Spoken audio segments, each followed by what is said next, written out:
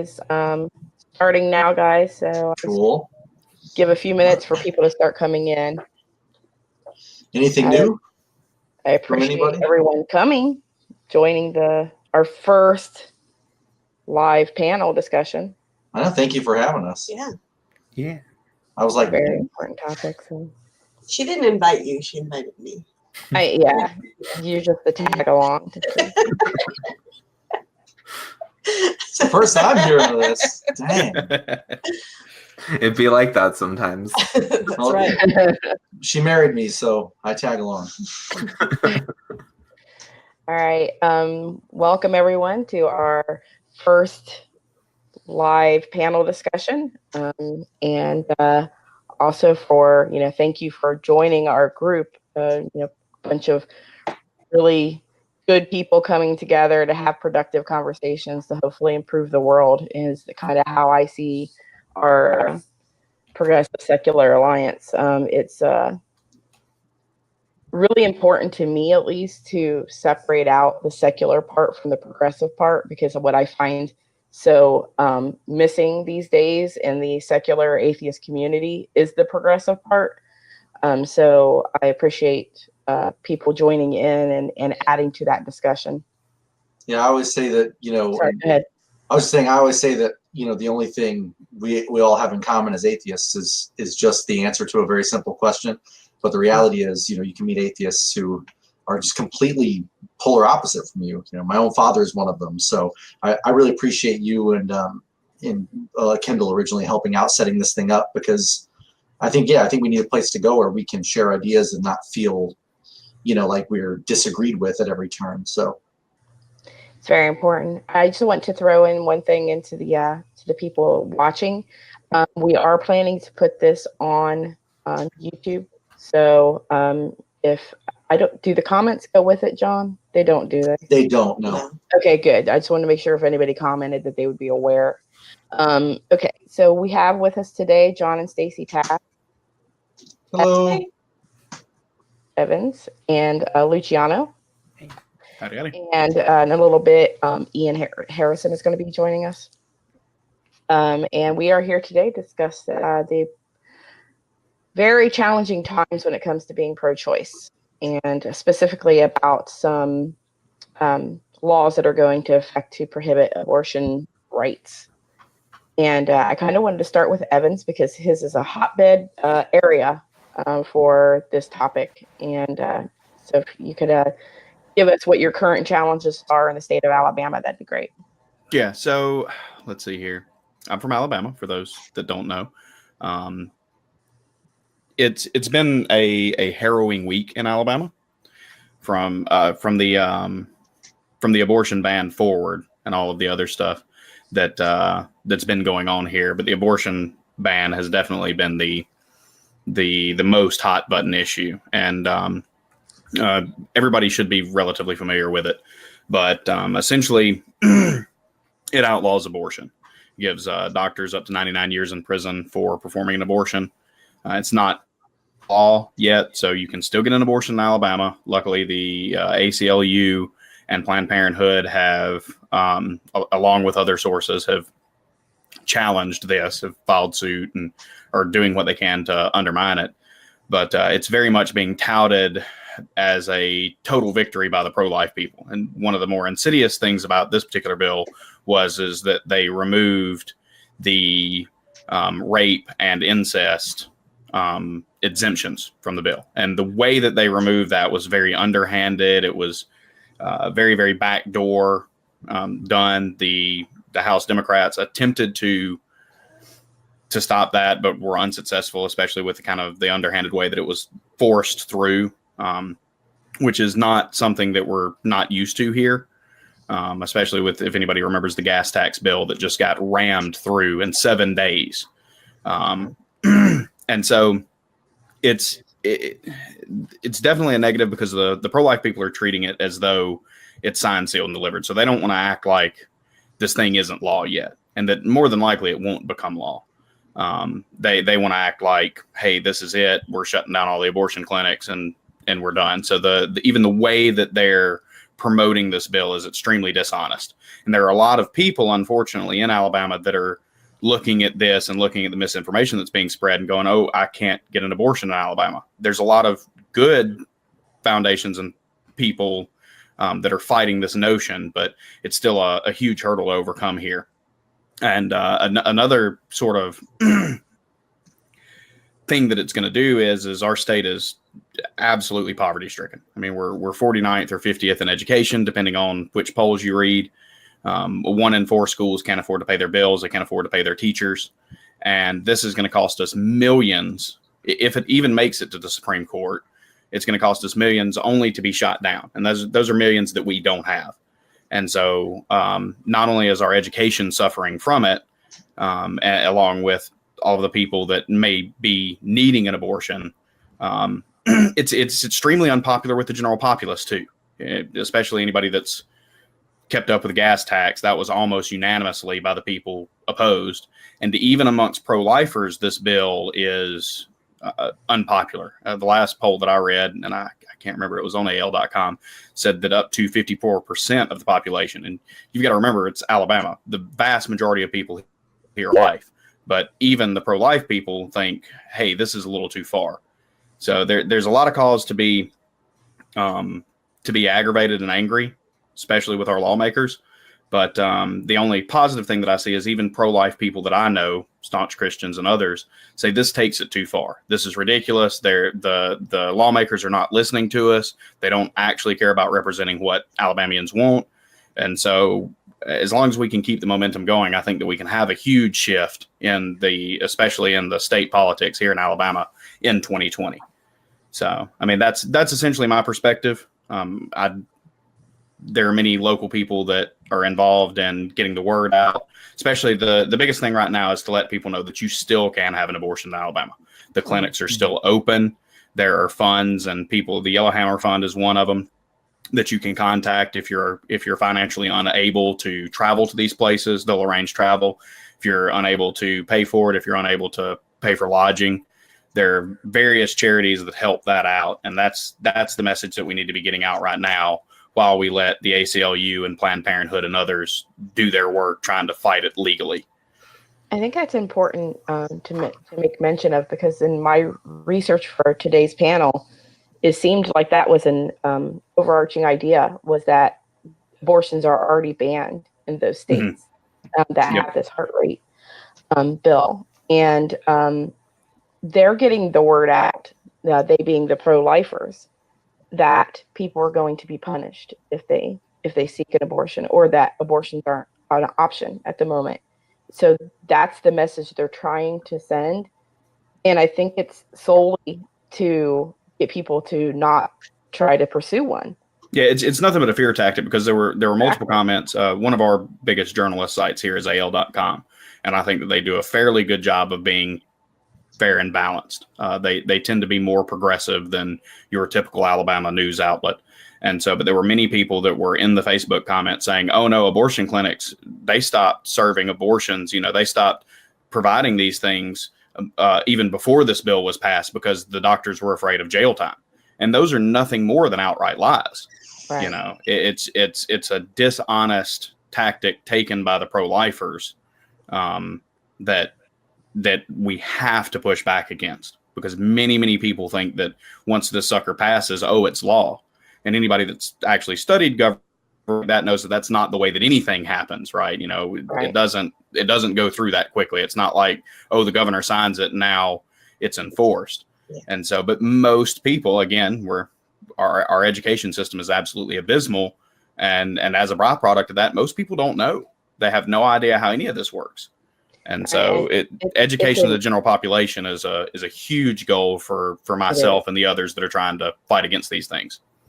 It's important because, like, I came from Ohio, and as you know, Ohio has tried to push through abortion laws many times, and people always panic when it comes up. And I think that we should be reactive to it. I just don't think panic is the right reaction. Mm-hmm. But they think that just because something is proposed, and it gets onto the roster to be that it's passed, you know. And I think you're right that education is a huge part of this, and I also think that it's never been a more important time to support Planned Parenthood and the ACLU. Mm-hmm. Because Absolutely. right now, those two organizations are fighting for what's right and what's fair for not just women, but everyone.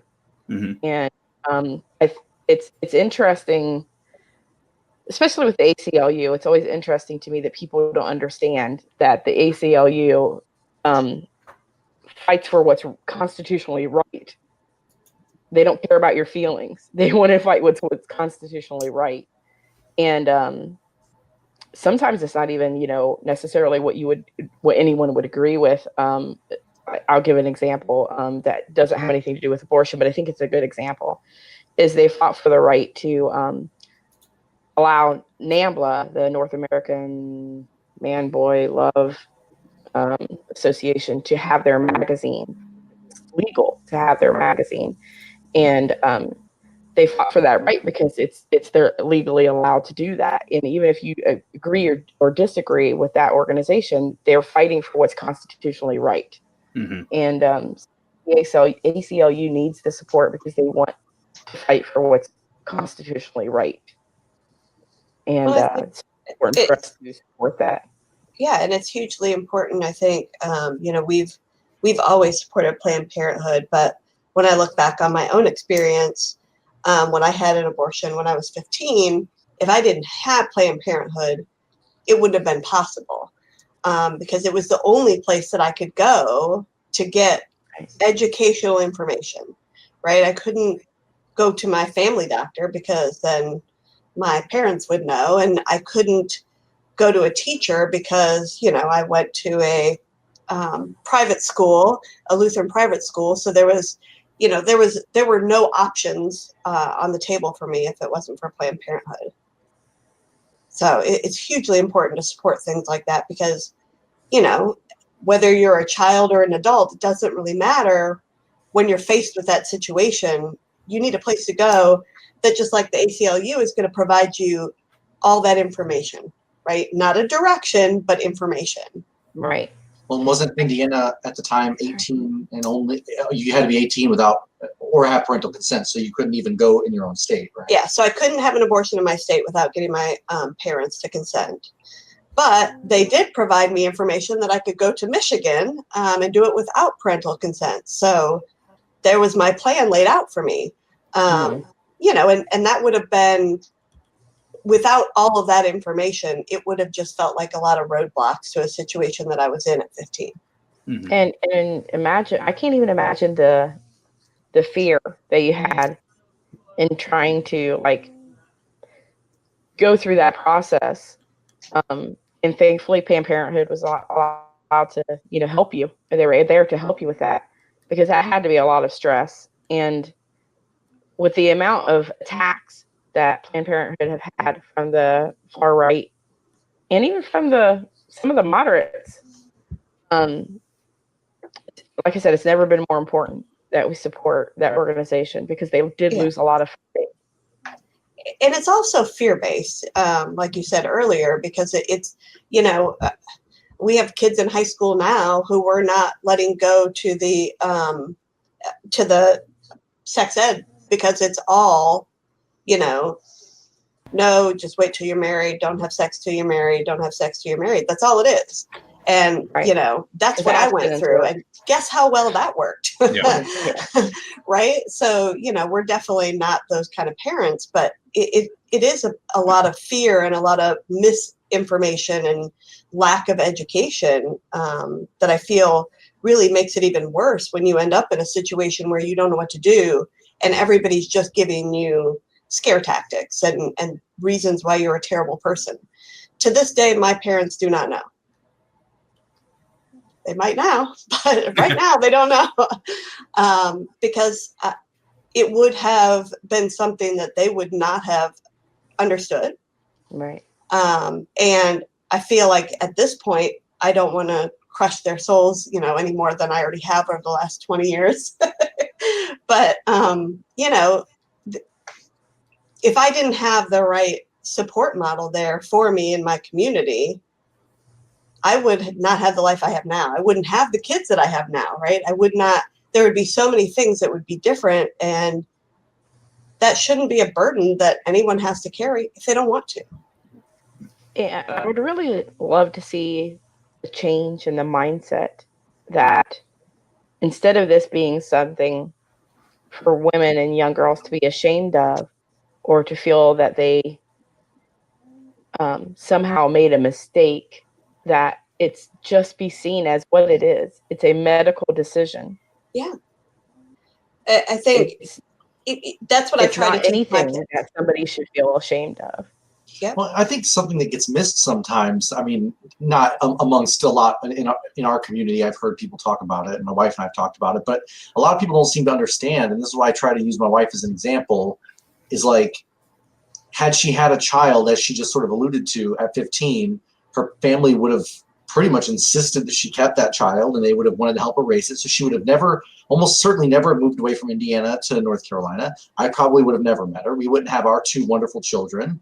Like her whole life would be different as a consequence of people thinking she shouldn't have a choice. And that's really what I find most appalling about it. I wonder how many people have children because they feel like they have no option, and then they either don't have more children, or their whole life is different, so it changes the possibility that they would have had children when it was right for them and had a situation and raised children in a better environment.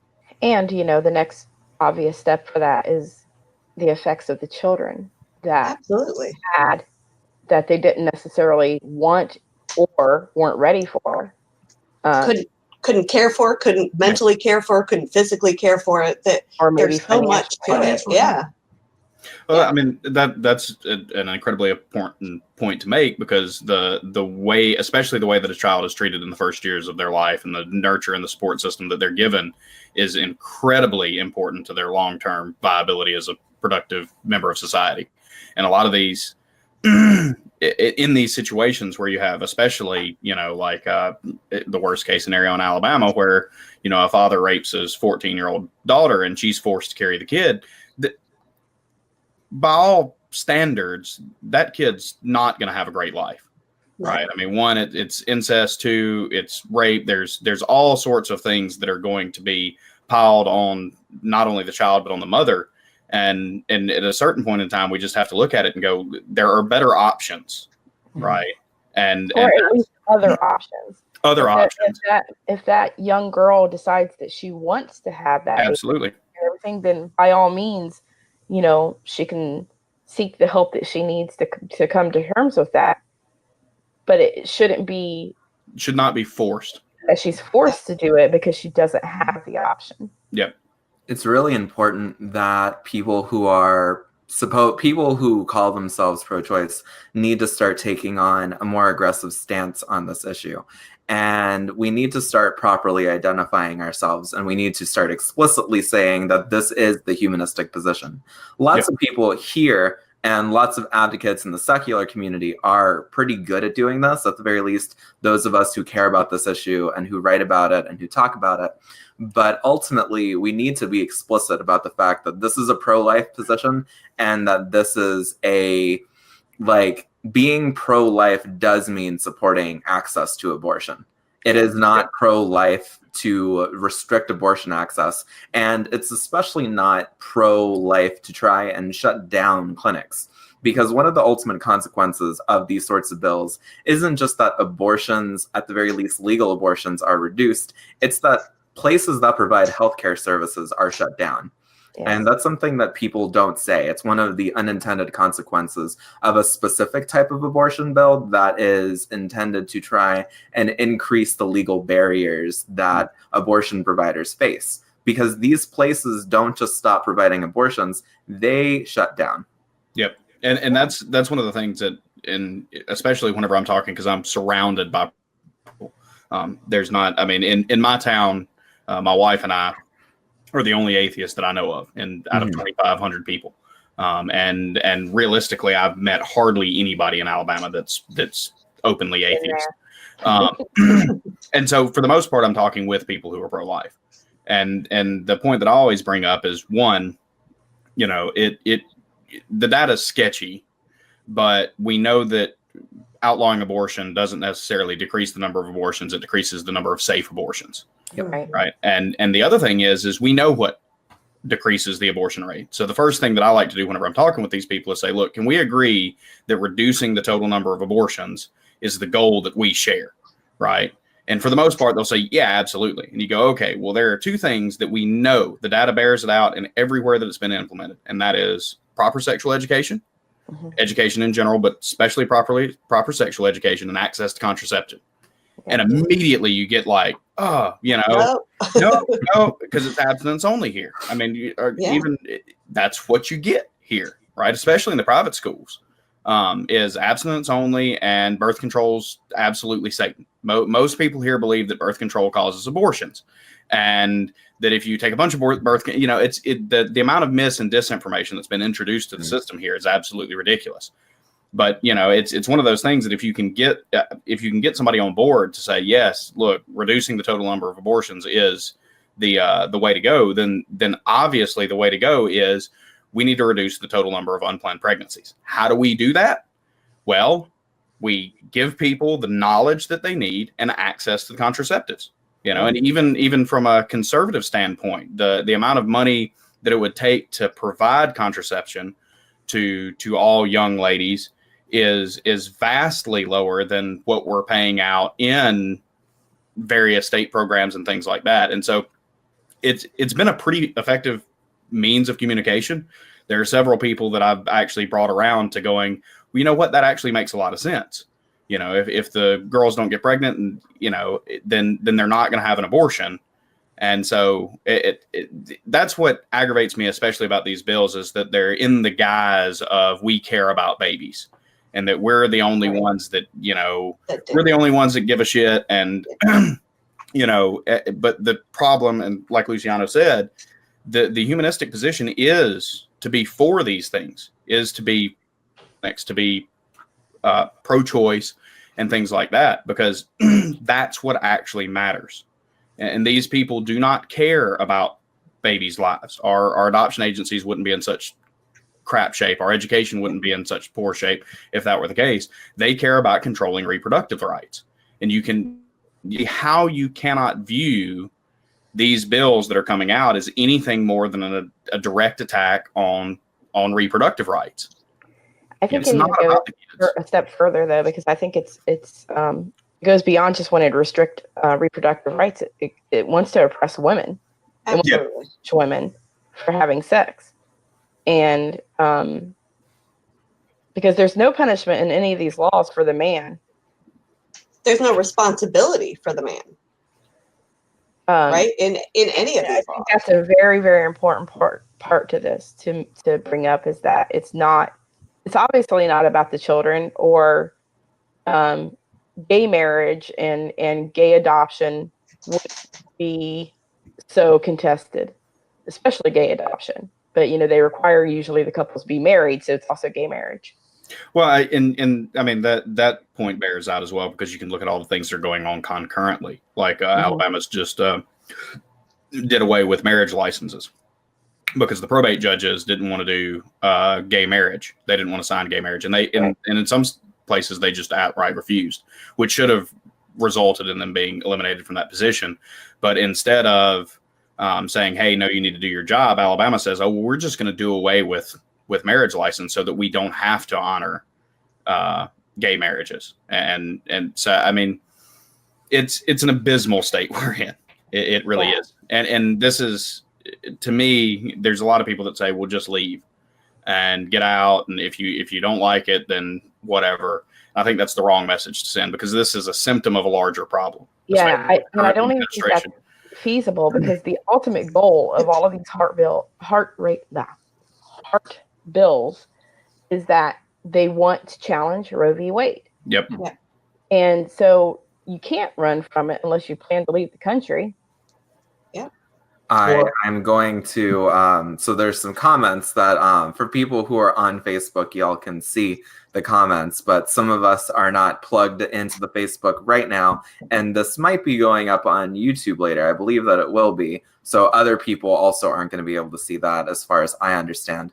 Alice Ashton talked about how these bills aren't actually meant to pass. They're supposed to go to the Supreme Court to sort of set up a roadmap of how restrictive a bill could be, and also either overturn Roe v. Wade explicitly or result in the weakening, or at least an understanding of when and where Roe v. Wade won't count. And someone else commented, Remy Phillips also pointed out that it's not only women who have abortions.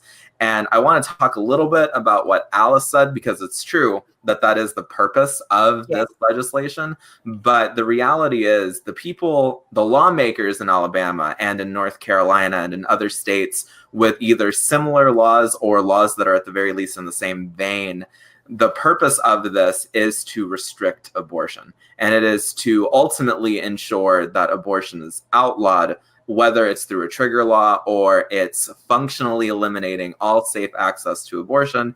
Depends on the politicians, it depends on the states. But if we focus so much on the Supreme Court, we're going to forget that even if this bill is struck down, even if this bill is said to be way too extreme and it's shut down completely, there are going to be attempts to pass other legislation that's like this, but later. Yeah, and this also harkens back to the other point, because everybody knows, I mean, even Terry Collins, the person that sponsored the bill in Alabama, explicitly said the purpose of this bill is to go to the Supreme Court and attempt to overturn Roe v. Wade. I mean, they're not hiding their cards here. Yes. But the problem with focusing too much on that argument is you're losing the people in Alabama currently that believe that it's against the law to have an abortion. Right. And so the dishonesty that is being brought forth by especially the right wing people, some of the moderates, by the pro-life group, is we can focus on more than one thing at a time. And we can look and say we need to safeguard against and be looking forward to the Supreme Court ruling, but we also have to not just in kind of pass this off as, oh, well, this is just an attempt to get to the Supreme Court. Because it's not only that, like Luciano said, if this one fails, if it gets struck down, another one will be on the heels. Yeah. And they'll relax it until they can force one through. And yeah, exactly. We have to be cognizant and pay attention, because if we just say, oh, it'll be okay, it'll never pass, that's when one's going to sneak in. We have to be diligent. And we also need to be cognizant of, like, the reality is that there are going to be places where softer laws are implemented that also affect access to abortion. Some trigger laws have parts, for those of you who don't know, a trigger law in the context of Roe v. Wade is a law that in essence would immediately outlaw abortion the minute Roe v. Wade is overturned. The way some of these laws have been passed is that they have parts that take effect immediately. So they have little things that are able to make the law applicable to right now, not just make it be a place where it's in the back burner. And if Roe v. Wade is ever overturned, or when it's overturned, because the reality is, at this point, with the current Supreme Court, we should prepare ourselves for an America where Roe v. Wade is overturned. That is an unfortunate reality, but the way the current Supreme Court is set up and the way all of these laws are set up, we do need to prepare ourselves to live in an America where getting an abortion is not something that the Constitution or the Supreme Court supports, because that's just the world that we're living in. And we also need to recognize, as Zach Marsh said in the comment section, that pregnancy is not risk-free. Places like Georgia and Alabama have some of the worst maternal mortality rates in the country. And that is something that we should all be talking about in the context of abortion, because the reality is that women in those states are for it, and not just women, anyone who can get pregnant in those states is at risk. And if they make the decision to have an abortion, regardless of the circumstances that led to that decision, that is an understandable decision that is pragmatic and is logical. And that's sad, but we do need to be honest about the state of the world that we live in. Absolutely.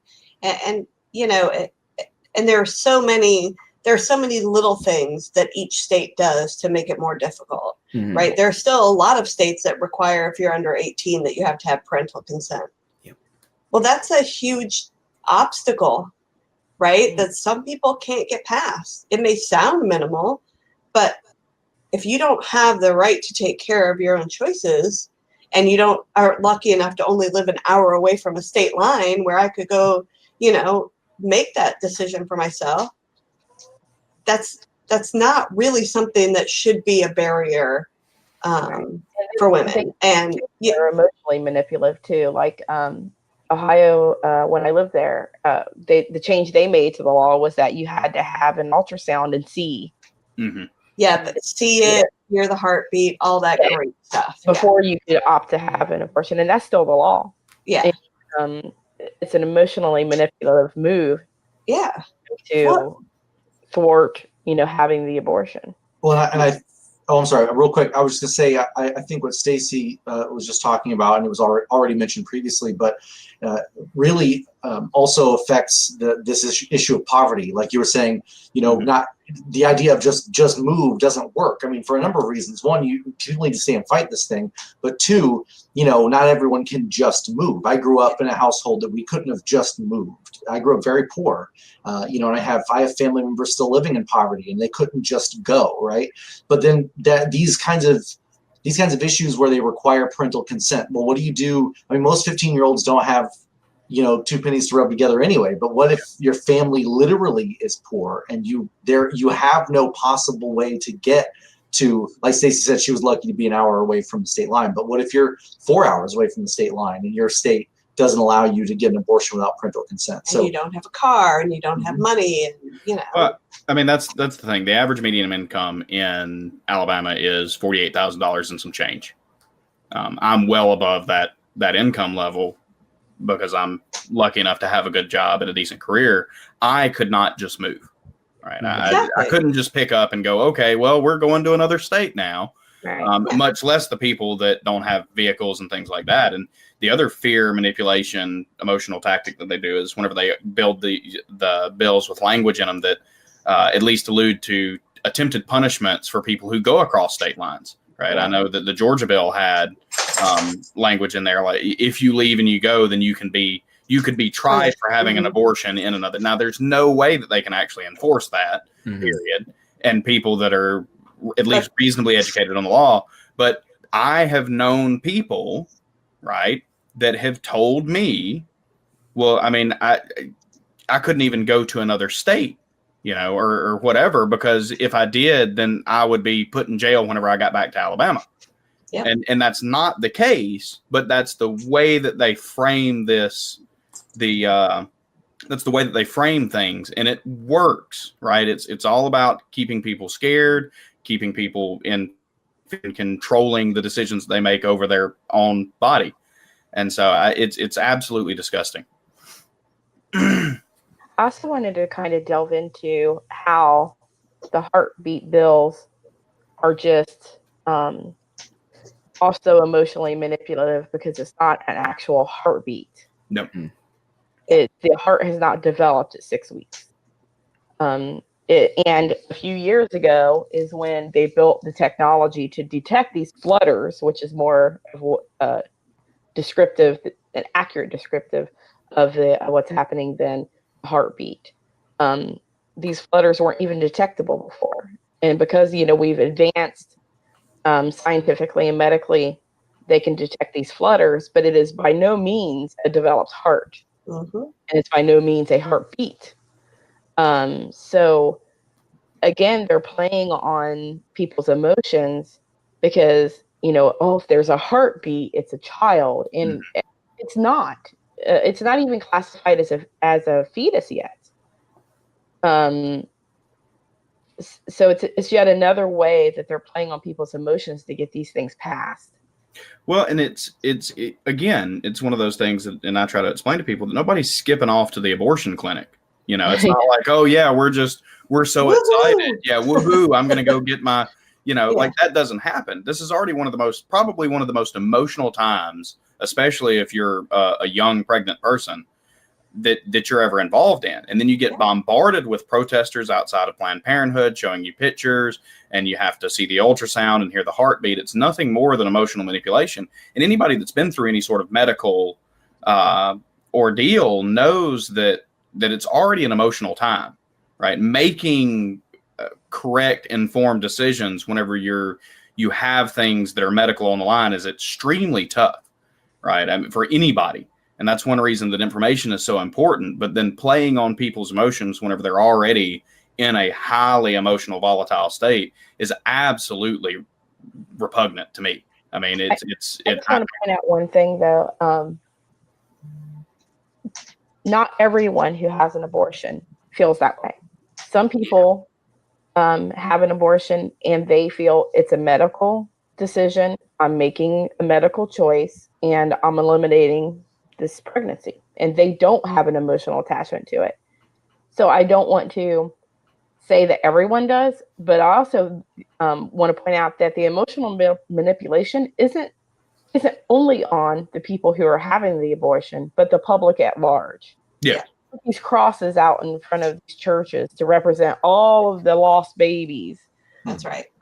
And they tout out these numbers of the thousands and, hundreds of thousands and millions probably by now of how many abortions there are. And they bring out, like you said, when they're protesting the abortions, these pictures of full term or close to full term babies, as if that's what's being, removed. And so the play on emotion, while sometimes it's directed at the person getting the abortion, it's also, I'd say even more so, to the public at large. Yeah, and I was probably imprecise in my language. I didn't mean to imply that the potential person who is getting an abortion was emotionally attached to. It could be. But that it could be for certain. But that any medical, I mean, I know even whenever any little thing that goes, and myself and my wife and things like that, it puts you in a more emotionally volatile state. Even if you viewed it as just simply this is a medical procedure, you don't believe it. And for me, it seems that you're much more likely to fall victim to the manipulation tactics that they use because it is a medical procedure. And you're already in a state of, that worrisome state of, I have to have a medical procedure. Yeah. Mm-hmm. For me, it was, well, what if my family finds out? Mm-hmm. Right? What if something goes wrong? I'm 15 and I'm in another state. And thankfully, I had the support of my boyfriend at the time, one of our friends, to get me inside, because it was people picketing outside. It was, it was kind of that surreal moment of, okay, I've made this decision. Now I have to deal with it. Right. And all this other stuff is going on around you, but you're really worried about yourself, but you can't worry about yourself because now you have to worry about all these other external factors. And it's just ridiculous. One of the other types of emotionally manipulative bills is the so-called Born Alive bills. Oh. And that's the one that they're trying to get through in North Carolina. They're waiting up until the moment when they can overturn the governor's veto, because that bill made it, my understanding is that bill made it all the way through, and then the governor vetoed it successfully. And now they're currently waiting to see if they can overturn that veto. And that piece of legislation is particularly worrying because it preys on this misunderstanding that there are tons of abortions that fail and that babies are so-called born alive. And the reality is anyone who has an education in the subject, and especially who understands the political history of these sorts of types of legislation, will talk about the fact that this is one of the ways that emotions are manipulated. This is one of those bills that's meant to evoke emotions. It's not meant to actually affect a significant number of abortion providers. It's not going to have a significant impact on abortion or on abortion statistics. But what it's meant to do is it's meant to incite public panic and public rage against abortion providers. Right, well, back to, I'm sorry. No, go ahead, please. And that goes kind of back to what I was saying, is that it's not really, the goal isn't really to stop abortion and have more children being born, because they've shown time and time again that they don't care. Right. If the child is born.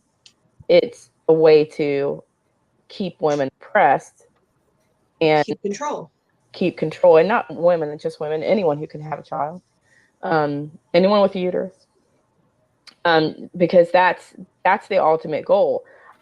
They don't care about the quality of life of that child or the mother.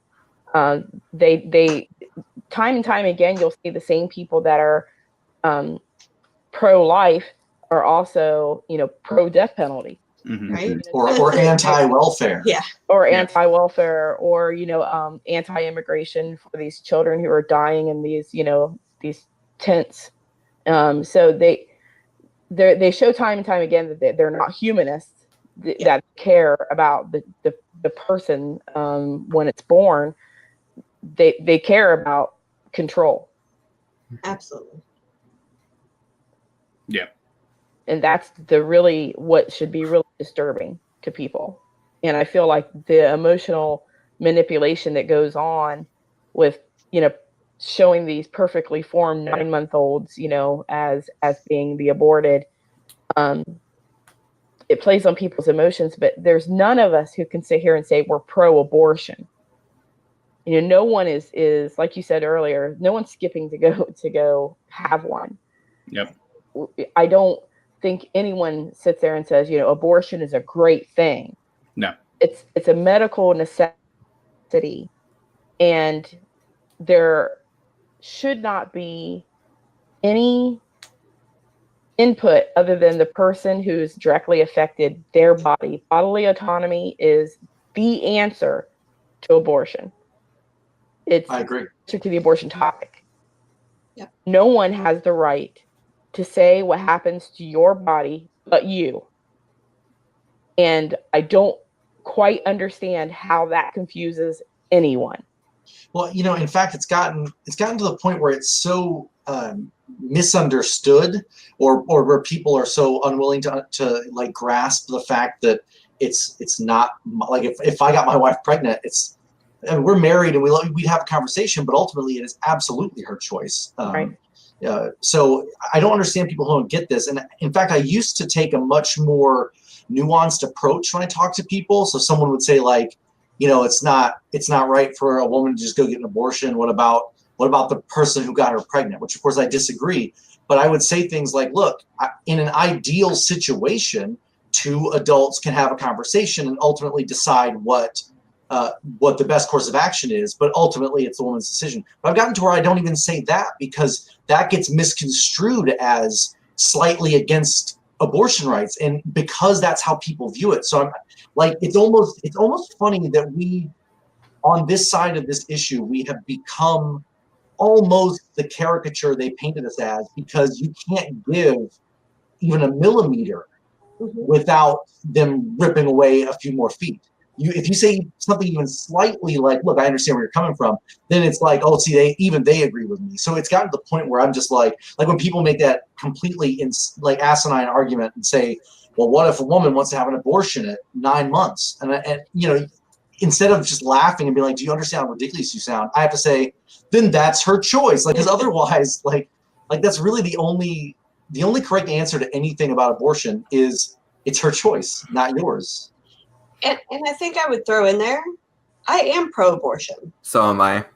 I think maybe I was misunderstood on that part. Yeah, go ahead. No, but it is. I didn't go skipping in there, right? I went in fear, not because I was afraid of the choice that I had made, but because I was afraid of all the surrounding shit I had to deal with. Right. But when I left, I was skipping for joy, because I sure had a lot of weight lifted off my shoulder. Right. I got to live my life. I got to make my decision my way. And I had that right to do that. And every woman should have the right to do that. Yeah, regardless of what the situation is. Yeah. That's pretty much what I was trying to get to, is like I figured you were. Everyone would rather have the option of saying education and birth control access eliminated the need for abortion. That would be a choice. And then, with abortion clearly being an option if you didn't have the other. I do have to say, although birth control fails. Yes, it does. Yes, it does. As one of my children was while I was Mine on too. birth control. My oldest was a birth control fail. But I was much more mature, much in a better place. So that was a different situation. But I do think that it's important to understand that I have no regrets. Like I have zero regret in my life for the choice I made. I am a happy, healthy, mentally stable person who knows how to ask for help when I have situations that I need assistance with, and I don't fear making choices on my behalf. And I think that it's worth saying that I've not had one moment where I've sat down and cried of, did I make the right decision? Not once. And I think that's important for people to understand that you have the right to make that decision, and you should never, ever, ever feel guilty about that decision, because I haven't, and I refuse to. Yeah, I think we kind of distinguished ourselves.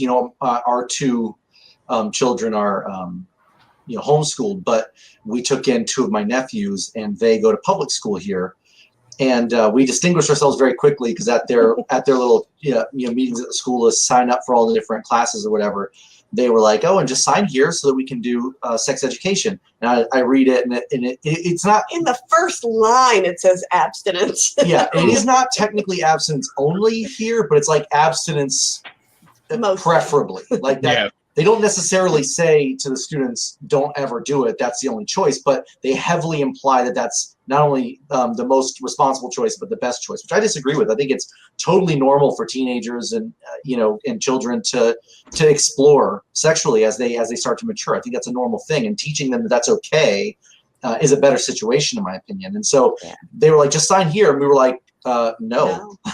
Yeah, and they just kind of looked at us. Really lacking in this country, that's for sure. Absolutely. Yeah, especially in North Carolina and places like Alabama and Mississippi, where these issues are coming up. Ohio, where we're all from. Arkansas. Yeah, I just wanted to list the names of the states that I see that have the heartbeat bill besides the ones we've already discussed. There's also Mississippi, Kentucky, Arkansas.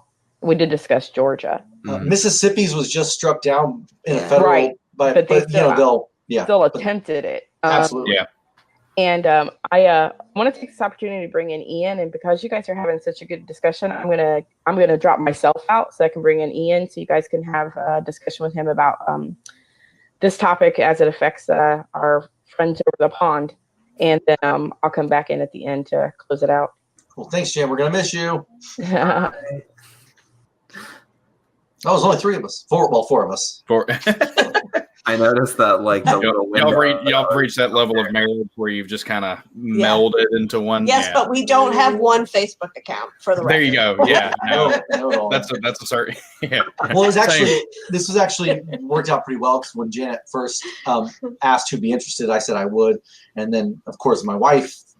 We wanted my wife to do it, and then I was messaged her yesterday. I was like, "Hey, we could just do it on the same camera.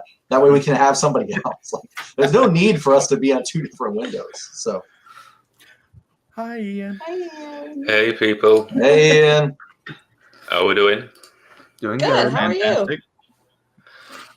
I'm actually depressed after doing the research for this. It's you lot are just quite crazy over there. Yes. Roll Tide. Well, I mean, we've even got theists that say, look, if somebody's at risk, you need to think about this lady's health. And it's just crazy to me that that'd even be a factor. So, is there anywhere over there that that's an issue? In Ireland, Northern Ireland, the segregation, there's been problems, and it's still quite heavily religious. But with some few exceptions, they all say, if your life's at risk, do what you need to do to survive. Even the Catholics, who use the Ten Commandments, thou shalt not kill, say you can seek forgiveness for killing, but if you're committing suicide, you can't seek forgiveness. So it's like, which is the greater sin? Yeah. As someone who's from Latin America, our Catholics don't say that.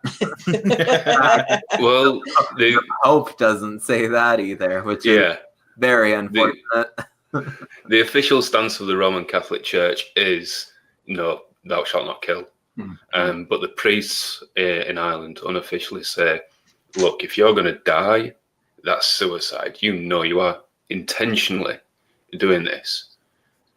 If you have an abortion now, you are still likely to be able to have children, so you're able to continue the Christian ideology. So that's the basic premise of it. It's all about numbers, of course. Well, in essence, it's not even a far-fetched idea if you look at the Christian religion in particular. And I always find it very kind of interesting the way, everyone says, oh, God's so against, abortion. And it's like, well, yeah, but like you should read the Bible, man. Like he's dashing babies on rocks and opening up women's wombs like as punishments. It's almost a comedy of grotesque errors. And so to sit there and then like climb up on your high horse and talk about how God is all peace and love and anti-abortion is pretty much the most ridiculous damn thing I could think of. But that's always such especially here because it's majority Christian. One of the first things that I ask people is, well, why are you take the pro-life position? And it's, well, because God says that we're not supposed to kill babies. And I'm like, well, did you hear about the firstborn sons in Egypt? What about the flood? What about the Amalekites? What about Numbers 5? Yeah, and then there's it's like in Leviticus with the abortion causing potion. Like, and you can do some weird exegesis and kind of get out of that, but still the intent is clear. Like God doesn't give a damn about babies, period. So if that's where you're coming from your pro-life position, you can just leave it at the door because you're not going to claim to be morally superior over me whenever you cannot point to a passage in scripture that supports that position, period.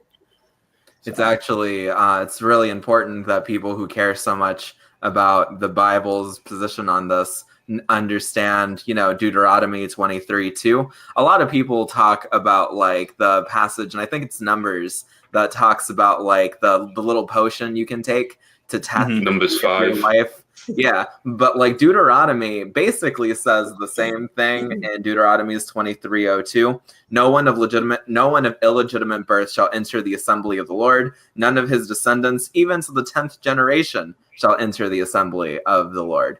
That's a really important passage in this too, because that means that like if you are a Christian and you're gonna have a child and you're not married, then you really should just consider aborting that baby, or be like a rational person and don't base your decisions of this off of the Bible one way or another. Yeah, Alice Ashton's all over it. She had already commented about the alchemical potion to abort babies in the Bible. A couple people actually did. I think Laney did too. I mean, I've seen workarounds to it, but they're frail at best. There's always an apologetic, Well, yeah, absolutely. Have you ever met a strong apologetics argument for anything? Actually, it's completely unrelated, so I almost hesitate to bring it up. But I once wrote into an organization they were asking people, if you have questions, write in your Bible questions, and I asked about the discrepancy in the first 2 accounts in Genesis of the order of how things went, and the person said, well, look, the first one is like a kind of like a broad, here's just how things went. The second one's a detailed explanation. I thought, yeah, that kind of makes sense. But I mean, the rest of it's still nonsense. But like, so someone actually once made me go, oh, maybe I shouldn't say that later. So. I remember that in the Bible, days pass before the sun and the stars. Yeah. Also, the earth is older than a bunch of stars in the Bible. And I'm just like, I don't know if that's it, Chief. Yeah, I don't know. It's sad. It's a sad situation. And I'm very pro I'm pro action item, because a lot of the times whenever we get on these things and we all talk about how we hate these things, the thing for me always is like, well, what can we actually do about it? And especially if you're in Alabama or if you're in the States, you can, if you're financial, you can donate to organizations like the Yellowhammer Fund. You can donate to the ACLU, to Planned Parenthood, things like that. Those things make a difference. Every dollar that you donate helps further the cause. If you're capable, run for office, right? Get out there and protest, write petitions, phone your representatives, let them. Yeah, let them know your local elections, right? Yep. Like that's so important, and people just don't get it. Get involved in your local elections. Get involved in your state elections, as well as the national elections. And the other thing is get out and vote. I don't know how many people I've talked to that believe that their vote doesn't matter. And if more people would actually get out and vote, it's voter turnout wins elections. It's not that one block is bigger than the other. So, if at the very least, if you can't donate, if you don't want to be an advocate, if you don't want to write and phone your representatives, things like that, if you want to make a positive change, you can vote. And a vote sends a message, even in a place like Alabama, because we have a Democratic senator. Now, it took a tremendous amount of effort from many, many activists, but Doug Jones was elected. He's a bit of a centrist Democrat. But it's significantly better than the alleged pedophile that we were going to have. You got to start somewhere. Even in places like Alabama, we can elect Democratic senators. And that's one more vote that helps stop all this damn madness. And I cannot overstate the importance of actually doing something about these problems, doing whatever you can. And if enough of us band together and do what we can shift the window and we can make a difference, as we did in the special Senate election with Alabama. So I think we have. I'm sorry, Ian, real quick. I think we have 4 minutes, so we kind of need to kind of wrap up and let Janet get back here and help end this off. So if you had something real quick to say, Ian, then that's awesome. Yeah, we're just going to point out to people that there's 3 main ways that you can help in anything political. You can donate your money, you can donate your time, and you can actually go out there and vote. Not everyone can afford the money, but they might have spare time. If you don't have spare time or money, get down there and vote. Because if you've got 100,000 people that say, my vote's not going to matter, that's 100,000 votes. And when the tides are usually sort of like a maximum of 10,000 votes either way, them votes really do make a difference. So I think Janet's probably going to pop back in real quick, unless I misunderstood our plan, which is very feasible. But no, Stacey and I, we're always astonished at how few people show up. And we live in a tiny little beach community, so at the presidential election, it's pretty packed. Basically, everybody in town votes. But when we go vote in these local elections, sometimes we will walk over there because the voting place is right across the street. So we'll walk over. Bye, Ian. By the way, she wanted me to say bye. We'll walk over and it's like there's nobody there. Like we just walk through the door and walk right in and feel it's just so disheartening. I wanted to throw in a couple other things that people can do to help. I know you said run for elections, but I think that it's important to point out that it doesn't have to even be big elections like state or cities. Mm-hmm. It can also be school board. Yep. Because sexual education is huge to this problem, and running for your school board can be an easy way to help, and wouldn't even take that much of your time. And then the other way that you can actively help, and this isn't necessarily to further the cause for being pro-choice, but it is to further the cause for being a humanist, is to volunteer to be a human shield for those people who are going to get those services, because they face, as Stacey mentioned earlier, a whole lot of hate. Yep. And if you can spare, a day or two to act as a human shield, I think that would not only serve the people who are getting these services, but it was also serve humankind and also to put a face on these very real numbers that are out there. And I think that sometimes when we talk about these topics, that we forget that each one of those numbers is not just a statistic; it's also a person. It's having to deal with this. It's worth pointing out that these bills are passed in the dark. And even the people who celebrate them, a lot of the people, some of the worst politicians in America, celebrated these bills as victories. But if you read their Facebook posts and you read their statements, you're going to notice something really suspicious. They never said the names of the politicians who sponsored these bills. And that's because these people are ghouls. They live and they feed in the dark. And when people shine light on them, they lose. Representative Terry Collins won her election in Alabama by less than 15 points in Alabama. And Representative Ed Seltzer in Georgia won by less than 5 points. It's entirely possible to beat these people in elections, but it does take time and it does take energy. And for people who don't live in those states, it's going to take us chipping in our money and signal boosting their opposition on social media. And it's not going to be easy, but it's possible.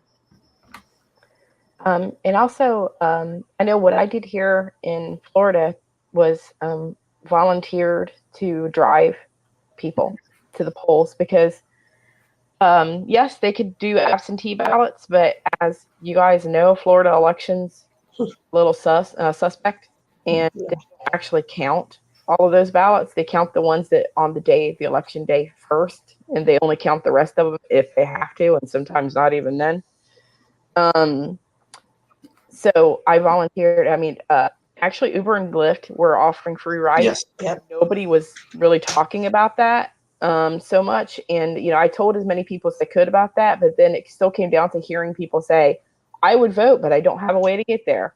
Yeah. So I got my butt out there and drove some people to the polls. I'm like, you need a ride? Okay, I will come get you and take you to the polls. So yeah, every little bit, even just getting the word out that, there are free rides to the polls is good.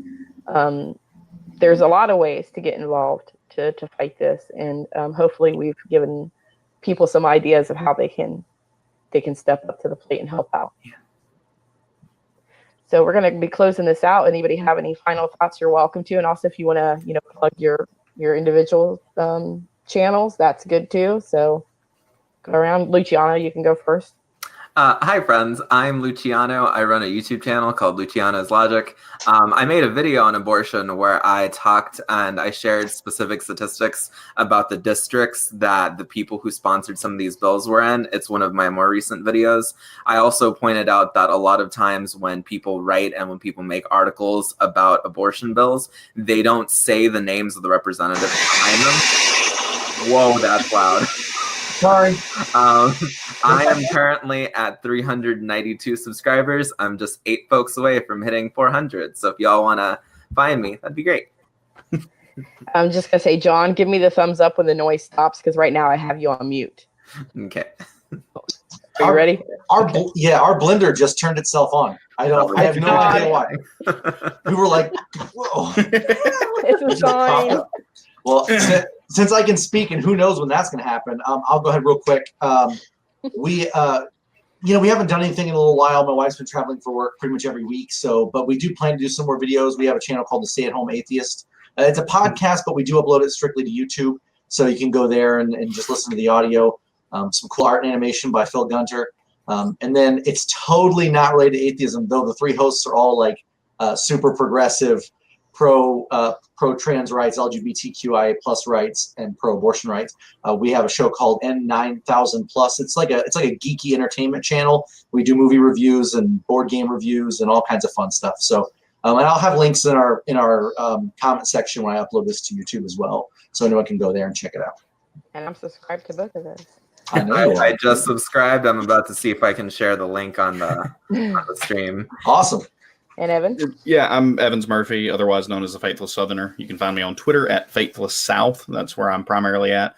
I have a YouTube channel. If everything goes correctly, I'll actually have some content maybe tomorrow. It'll be primarily religion, politics, philosophy, and life. So I'm not going to shoehorn myself into one thing, but it'll all be from a secular and humanistic slant. So check me out there. It's Faithless Southerner at YouTube. And that's about it. That's where you can find me. All right, and I'm actually going to ask Ian. Ian, did you have anything you wanted to plug? Because if so, give me the thumbs up, and I'll bring you back in for a second. He's just like don't write any. No, he's saying no. Okay. Do I? I'm not anywhere important, so I have nothing important to You're say. here, and You're that's here. important. And you've made the local news for all the charitable work you do. Oh, was I muted? I think I might have been muted. No, you weren't muted. You're good. Oh, cool. We don't need to talk about me. But thank you, John. Yes. Well, thank you for organizing this. Yeah, I do absolutely. try I had to a lot of fun. organize some things in my personal life too. I raise awareness, and actually, I'll just go ahead and say my next one is June 1st. It is Gay Days at Disney, and we will be out supporting same-sex couples who are celebrating at Disney. They sometimes face some pretty hateful comments, so we go out and show support. And I'm giving away out a plethora of rainbow things to celebrate, so it should be fun. That's awesome. Nice. Yeah, it's a good time. So I thank everyone for joining us, and we are going to start a topic in the group to see what kind of panel discussions you guys would like to see. And whenever we come up with a topic, I hope to do these kind of regularly. Then we'll get people to sign up. As you can see, we can only fit 4 on the panel at a time, but people are welcome to recommend topics. And then if you want to join in that panel, definitely let us know that you would like to join in. I don't have to be on them just because I'm running the board. So that's always a good thing, because nobody needs to hear a lot of me. So I appreciate everyone's time, and thank you all for joining, and see you next time we do this. Bye. Hi, friends. Bye. Hey guys.